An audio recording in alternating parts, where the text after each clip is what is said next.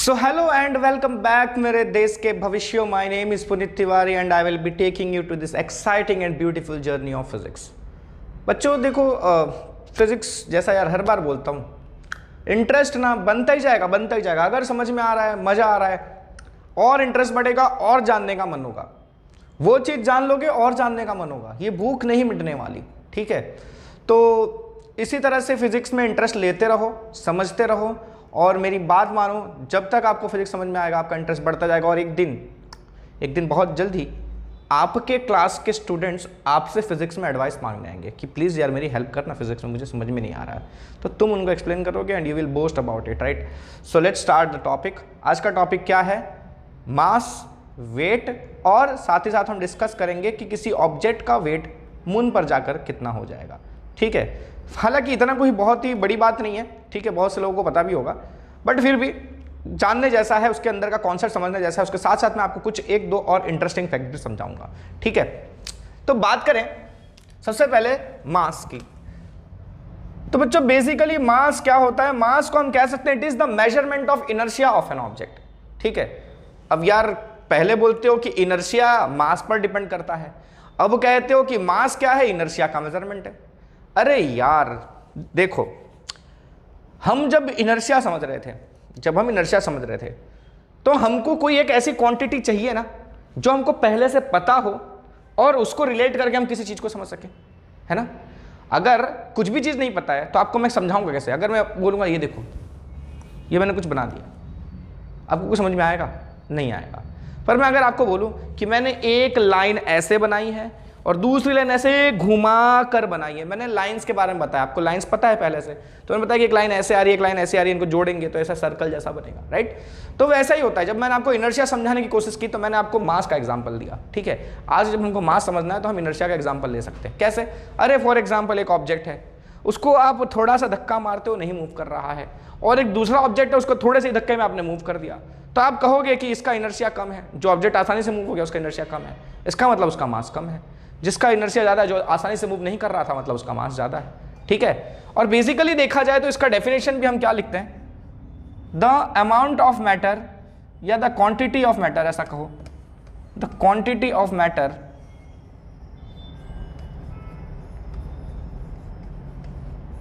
present in a substance is called its mass.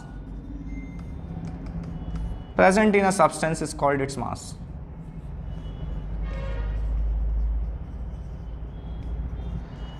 अब बच्चों देखो, अगर मैं तुमको एक बात बताऊं कि 1 kg मास, 2 kg मास, 3 kg मास, एक्चुअली ऐसा कुछ होता ही नहीं है, ठीक है। ऐसा कुछ भी नहीं होता, ठीक है। ये तो सब हमने नाम दिया है, ठीक है। मास, अब मतलब भगवान ने थोड़ी ना बोला कि ये चीज मैंने बनाई है, देखो जैसे सारे इंसान बने और भगवान ने ऊपर से ऐसे बोला, देखो बेटा इसको तुम कल से पेड़ बोलने वाले हो, यहाँ ये जो पानी बह रहा है इसको तुम नदी बोलोगे, ठीक है। ये जो चीज मैंने बना रखी है जमीन है, इसमें तुम खेती करोगे, कैसे खेती करोगे, बीज डालोगे, ये वगैरह वगैरह सब थोड़ी ना बनाए, तो हमने नाम दिए ना सारे, है ना।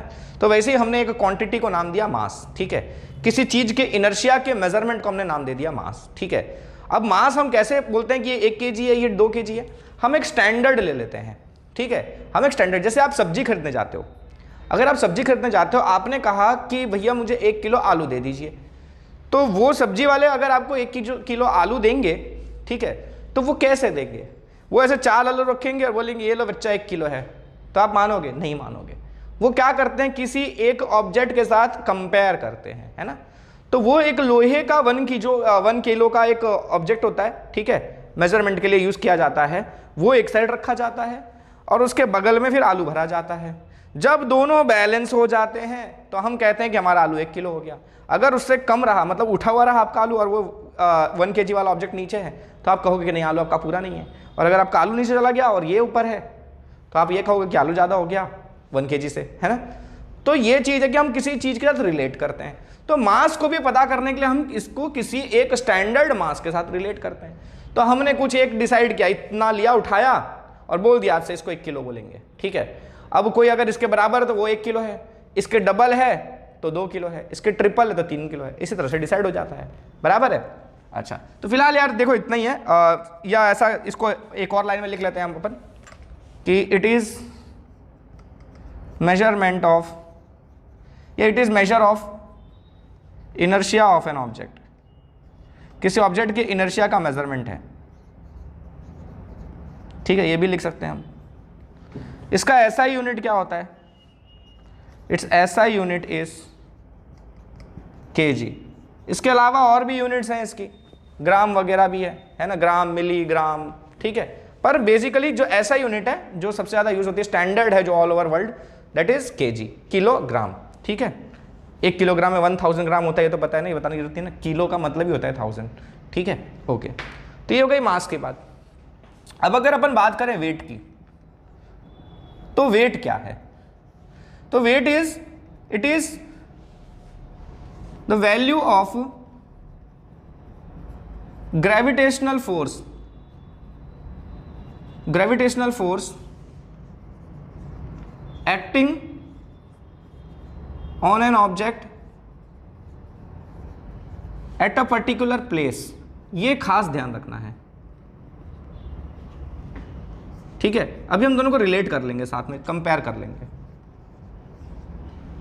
ये क्या होता है? ग्रेविटेशनल फोर्स होता है। वेट मतलब ग्रेविटेशनल फोर्स, ठीक है। अब बोलो कि यार मैं तो गया था एक बार, वो मशीन आती है मेजरिंग की, उसके ऊपर खड़ा हुआ, तो बोला तुम्हारा वेट 45 kg है।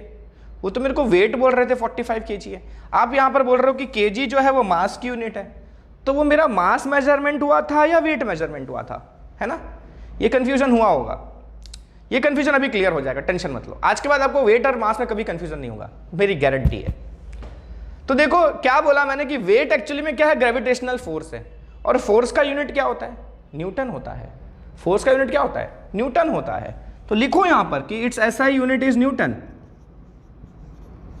It's SI unit is Newton. अच्छा, अब ये क्या मतलब gravitational force acting on an object at a particular place? मतलब ये मेरा एक ऑब्जेक्ट है, इसका कुछ मास होगा, ठीक है। अब ये यहां पर मैंने रखा है, तो इसके ऊपर अर्थ कुछ ग्रेविटेशनल फोर्स लगा रहा है ना? तो इसके ऊपर अर्थ जितना ग्रेविटेशनल फोर्स लगा रहा है वो इस ऑब्जेक्ट का मास कहलाएगा। अब अगर मैं यही मार्कर लेकर मार्स पर पहुंच गया, ठीक है, तो मार्स इसके ऊपर जो ग्रेविटेशनल फोर्स लगाएगा, मार्स का सरफेस इसके ऊपर जो ग्रेविटेशनल फोर्स लगाएगा, वो फोर्स इस ऑब्जेक्ट का मार्स पर वेट कहलाएगा। अब अगर मैं इसको लेके मून पे पहुंच गया, तो मून इसके ऊपर जितना ग्रेविटेशनल फोर्स लगा रहा है, ठीक है, वो इस ऑब्जेक्ट का वेट कहलाएगा मून पर। मतलब ये हुआ कि ये ऑब्जेक्ट मैं अलग अलग जगह लेकर जाऊं तो इसका वेट अलग अलग होगा, ठीक है। क्या कहना समझ में आ रहा है? ये ऑब्जेक्ट मैं अलग अलग जगह लेकर जाऊं तो इसका वेट अलग अलग होगा। अर्थ पर इसका वेट अलग होगा, मून पर इसका वेट अलग होगा, जुपिटर पर इसका वेट अलग होगा, मार्स पर अलग होगा, अलग जगह पर इसका वेट अलग अलग होगा। क्यों? क्योंकि वेट क्या है? ग्रेविटेशनल फोर्स का मेजरमेंट है, और ग्रेविटेशनल फोर्स हर जगह अलग अलग होता है ना?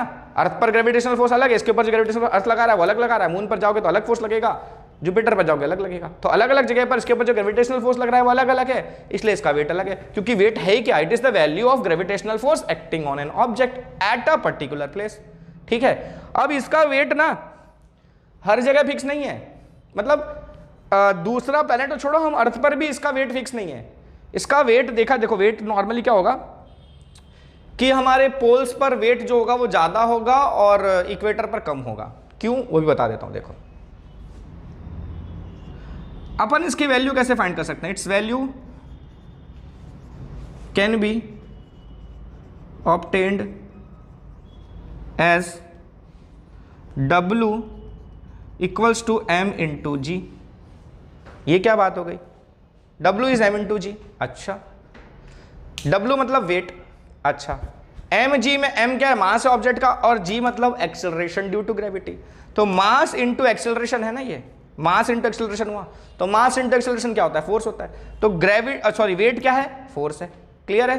तो W इक्वल्स टू mg से क्लियर हो गया आपको कि वेट क्या है? फोर्स है। अच्छा, अब g की वैल्यू देखो, हमने पढ़ा था g की वैल्यू अलग अलग होती है ना, पोल्स पर और इक्वेटर पर, है ना? पोल्स पर g की वैल्यू ज्यादा होती है, इक्वेटर पर कम होती है।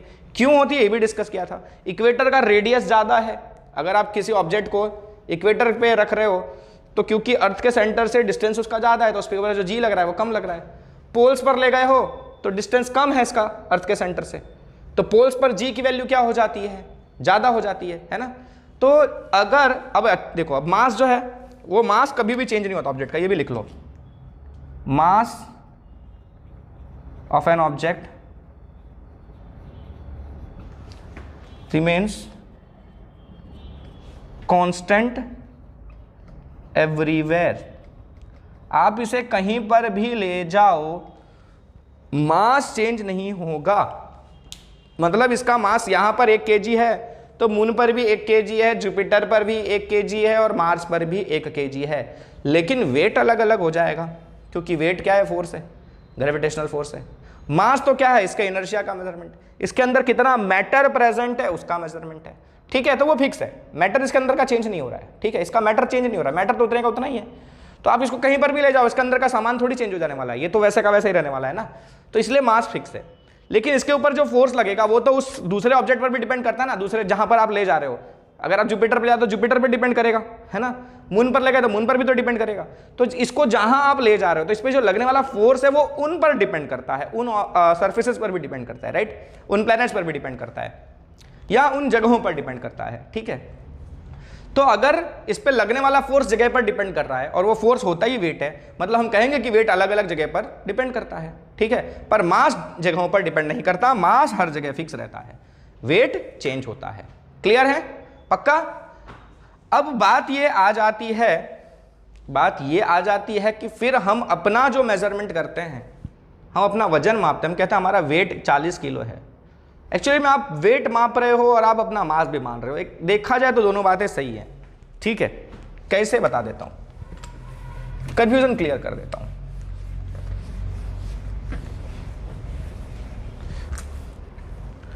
नॉर्मली क्या होता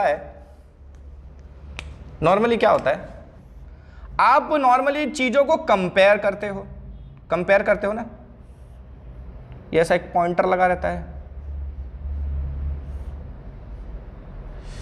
ये इसमें अपने वेट रखते हैं, है ना। अभी अपनी बात मत करो, अभी मैं सब्जी ऑब्जेक्ट की बात कर रहा हूँ, चलो सब्जी ले रहे हैं अपन, ठीक है। अपन इसमें वो वेट रखते हैं, राइट, 1 kg 2 kg जो भी है उतना रखते हैं, और यहाँ पर अपन ने ये ऐसा एक आता है अपना, इसमें अपन आलू जो भी है भर रहे हैं। क्लियर है? अपन इन दोनों का बैलेंस करते हैं, है ना। इधर और इधर दोनों बराबर हो गया तो अपना मतलब इधर मैंने 2 kg रखा था, ठीक है, मान लो मैंने 1-1 kg के 2 वो रख दिए थे लोहे वाले, ठीक है, पीसेस रख दिए थे 1-1 kg के, और यहां मैंने आलू भरना चालू कर दिया। जैसे ये दोनों बराबर हो गए, कोई ऊपर नीचे नहीं, बराबर हो गए, तो मैंने बोल दिया कि मेरा आलू 2 किलो हो गया, है ना, 2 किलो आलू हो गया मेरा। ओके, अब हुआ क्या कि एक्चुअली में मैंने बोला कि ये आलू 2 kg है, तो 2 kg इसका मास है, kg तो मास की यूनिट है, लेकिन मैं ये भी कह सकता हूं कि 2 kg इसका वेट है, ठीक है। क्यों पता है? क्योंकि आप इनको मेजर कर रहे हो, तो जहां पर आपका आलू है वहीं पर आपका ये वेट भी रखा हुआ है दूसरा वाला, है ना, दोनों एक ही जगह पर है ना। अरे भाई एक ही सरफेस पर है ना, ऐसा थोड़ी कि ये मून पर है और ये अर्थ पर है, दोनों अर्थ पर भी एक ही जगह पर है ना। तो इन दोनों पर जो ग्रेविटेशनल फोर्स लगेगा अर्थ का वो भी सेम ही लगेगा, सेम लगेगा ना। क्या करो, समझ में आ रहा है ना। इस पर जो अर्थ ग्रेविटेशनल फोर्स लगाएगा, देखो यहां पर मास कितना है, 2 kg है, इसका भी मास कितना है, 2 kg है। अब इस 2 kg में आप क्या मल्टीप्लाई कर दो, 2 में आप क्या मल्टीप्लाई कर दोगे, g, तो इसका वेट मिल जाएगा, और यहां भी इसका 2 kg ही मास है, ठीक है, तो इसका वेट भी 2g ही मिलेगा आपको, ठीक है। दोनों 2g हो रहे हैं तो सेम ही आ रहा है, समझ में आ रहा है। मास इसका 2 kg, उसमें आपने g मल्टीप्लाई किया यानी कि 9.8, तो उसका वेट मिल गया, और यहां भी 2 में g मल्टीप्लाई किया 9.8, तो इसका वेट मिल गया। दोनों 2g है तो दोनों वेट सेम ही हुआ ना, समझ में आ रहा है। तो इस केस में आप उसको वेट भी कह देते हो, ठीक है, कि मैंने वेट ही मेजर किया, ठीक है, मैंने इसके वेट के साथ इसका वेट कंपेयर किया, मैं ऐसा कह सकता हूं। मैं ऐसा भी कह सकता हूं कि मैंने इसके मास के साथ इसका मास कंपेयर किया। क्या करो, समझ में आ रहा है। मैंने इसके मास के साथ इसके मास को कंपेयर किया, या मैं ऐसा भी कह सकता हूं कि मैंने इसके वेट के साथ इसके वेट को कंपेयर किया। तो इसीलिए हम कई बार वेट और मास को साथ में यूज कर लेते हैं कि वेट की यूनिट हम 2 kg बोल देते हैं, ठीक है। क्यों? आपने उसका वेट भी तो कंपेयर किया है। अब नॉर्मली क्या कहा जाता है, आपको ऐसी कहानी सुनने को मिलेगी कई जगह पर कि मान लो आपने, अब बहुत ही स्मार्ट बिजनेसमैन हो, आप गोल्ड का बिजनेस कर रहे हो, आप बहुत होशियार हो, आप जाकर इक्वेटर पर गोल्ड खरीदोगे, ठीक है, उसका वेट से, ठीक है, वेट करवाकर गोल्ड खरीदोगे, और यही गोल्ड ले जाकर पोल्स पर बेचोगे, तो आपने इक्वेटर पर खरीदा, मतलब खरीदा तो वहाँ पर वेट कम था, और आप उसको पोल्स पर ले गए तो वेट ज़्यादा हो गया, है ना, और वहाँ आप ज़्यादा पैसा कमा लोगे। मतलब यहाँ 1 kg सोना खरीदोगे, जितना पैसा दोगे, यही सामान ले जाकर पोल्स पर बेचोगे तो 1 kg से ज़्यादा हो जाएगा, तो आपको ज़्यादा का पैसा मिलेगा, है ना। पर ऐसा नहीं होता, ठीक है।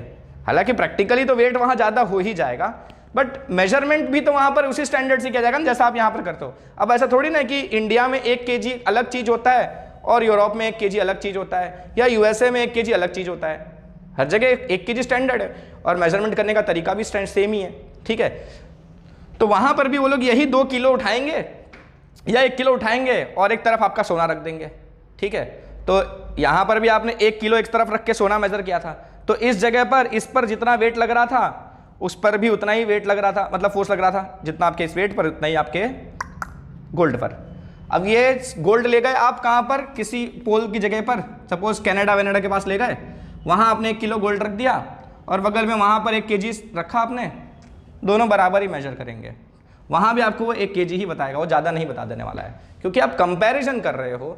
तो इन दोनों पर वहाँ पर सेम ग्रेविटेशनल फोर्स लग रहा था, और यही अगर आप किसी इक्वेटर वाली जगह पे, सपोज अफ्रीका वगैरह की जगह पर ले जाकर वेट कर रहे थे, तो सेम ही मेजरमेंट मिलता है, कोई फर्क नहीं पड़ता है, ठीक है, क्योंकि हम स्टैंडर्ड्स यूज कर रहे हैं।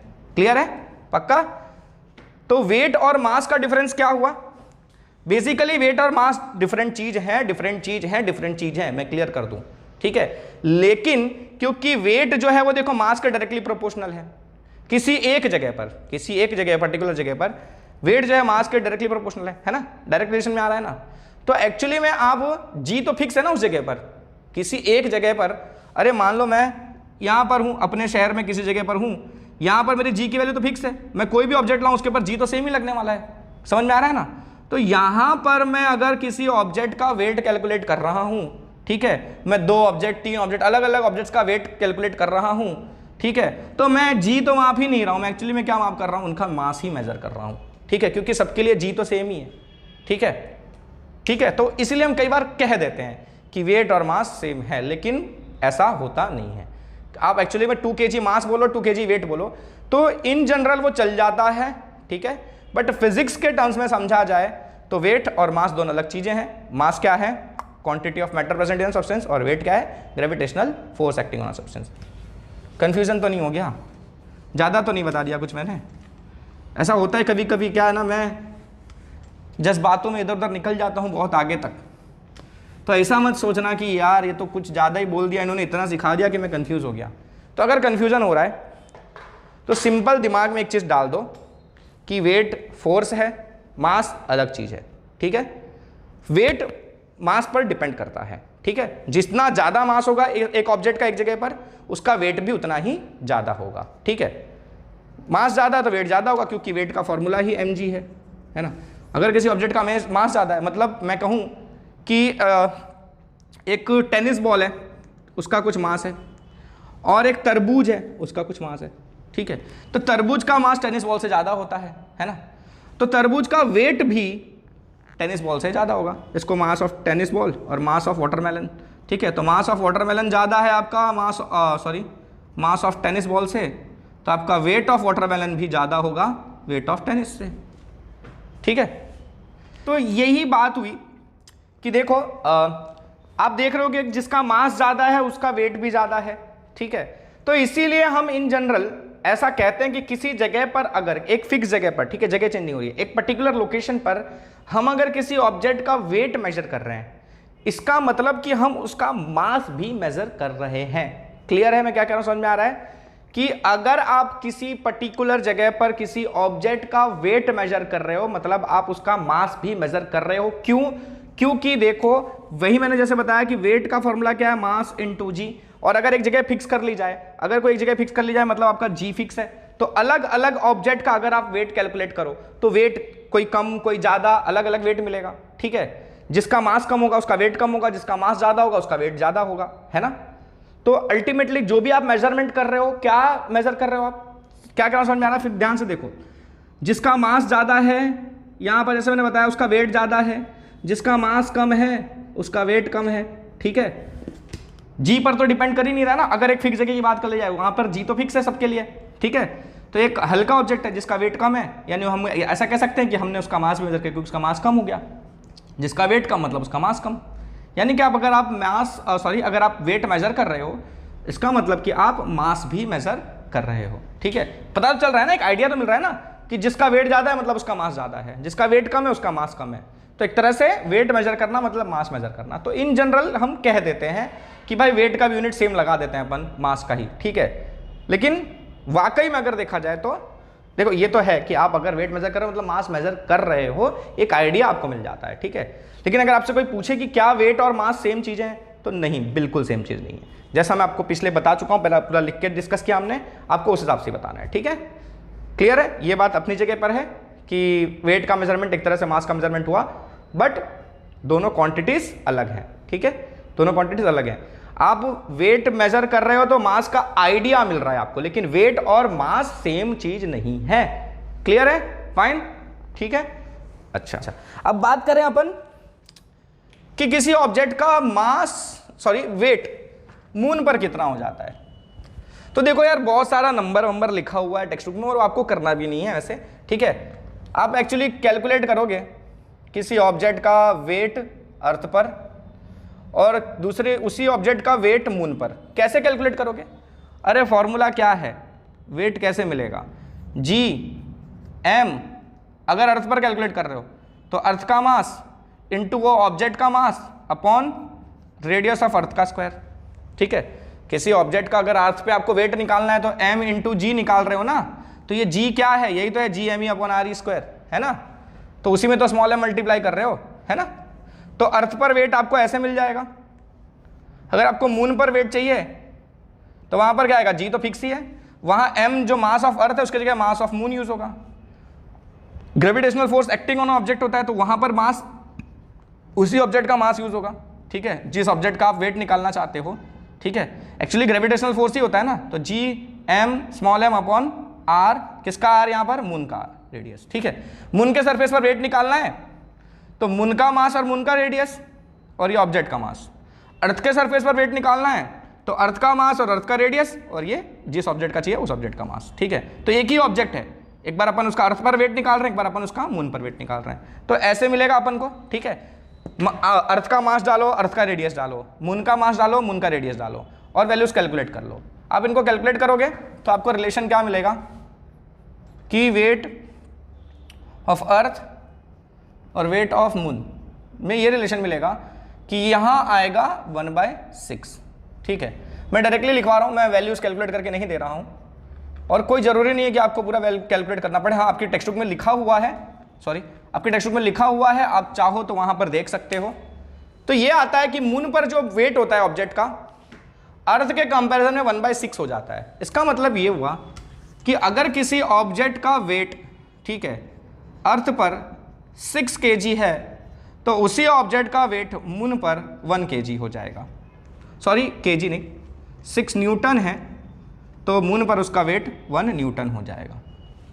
ठीक है, समझ में आ रहा है? क्यों? क्योंकि वहां पर ग्रेविटेशनल फोर्स वीक होता है मून पे। ठीक है, मून का मास और रेडियस के हिसाब से डेंसिटी अलग है। ठीक है, मतलब ग्रेविटी वीक है, इतना समझ लो। तो मून पर ग्रेविटेशनल फोर्स कमजोर होता है अर्थ के कंपैरिजन में, इसीलिए किसी भी ऑब्जेक्ट का वेट जितना अर्थ पर होगा मून पर वह हल्का हो जाएगा। ठीक है, उतना वेट आपको फील नहीं होगा, मतलब उतना फोर्स आपको फील नहीं होगा। ठीक है, तो आपने देखा होगा कई बार ये वीडियोस वगैरह आते हैं ना एस्ट्रोनॉट्स के, जब एस्ट्रोनॉट्स उतरे थे मून पर तो वहां मून पे इन्होंने चलने की जब कोशिश की तो वो चल नहीं पा रहे थे। ठीक है, वो ऐसे कूद जाते थे। ठीक है, ऐसे पैर रखते थे तो उनको ऐसे जंप कर लेना पड़ता था, बैलेंस करने के लिए बहुत प्रॉब्लम होती थी। और अगर हम भी पहुंच गए मून पर, मान लो अगर कभी फ्यूचर में ऐसा हुआ कि साइंस ने बहुत तरक्की कर ली और हम लोगों को मून पर जाने का मौका मिला, तो जैसे ही हम लोग स्पेस शटल, मतलब वो हमारा जो मॉड्यूल होगा, स्पेस मॉड्यूल जो हमारा लैंडिंग करेगा मून पर, उसके बाद हम वहाँ से उतरेंगे, तो जैसे ही हम उतरेंगे उसके बाद हम चलने की कोशिश करेंगे तो हम गिर जाएंगे। ठीक है, अगर हमने ट्रेनिंग नहीं ली है तो हमको ट्रेनिंग दे के भेजा जाएगा। ठीक है, और अगर ट्रेनिंग नहीं ली है तो धड़ाम से जाके गिर जाओगे। ठीक है, क्यों? क्योंकि वहाँ पर ग्रेविटी हमसे 1/6 टाइम्स वीक है। हमारे यहाँ जितना ग्रेविटेशनल फोर्स है ना, उससे वीक है ग्रेविटेशनल फोर्स वहाँ पर। तो आप एकदम हल्का फील करोगे अपने आप को, एकदम लाइट वेट फील करोगे। जितना अर्थ पर आप वेट फील करते हो ना, उससे हल्का फील करोगे।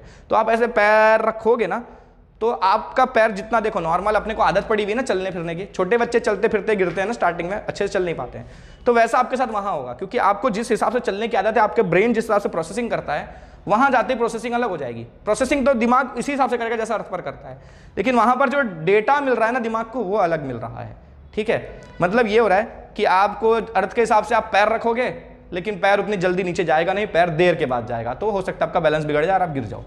ठीक है, और अगर कहीं आप जुपिटर पर चले गए, और अगर आप कहीं जुपिटर पर चले गए तो आपके पैर ही नहीं उठेंगे, पैर ही उठेंगे नहीं, इतना भारी हो जाएगा, क्योंकि वहां पर ग्रेविटी हमसे बहुत ज़्यादा स्ट्रॉन्ग है, अर्थ के कंपेरिजन में बहुत ज़्यादा स्ट्रॉन्ग ग्रेविटी है। ठीक है, तो पहली बात तो सही सलामत उतरना मुश्किल है, और कहीं गलती से सही सलामत उतर भी गए तो पैर ही नहीं उठेगा यार, जाना नहीं कभी जुपिटर पे, मैं तो नहीं जाऊँगा।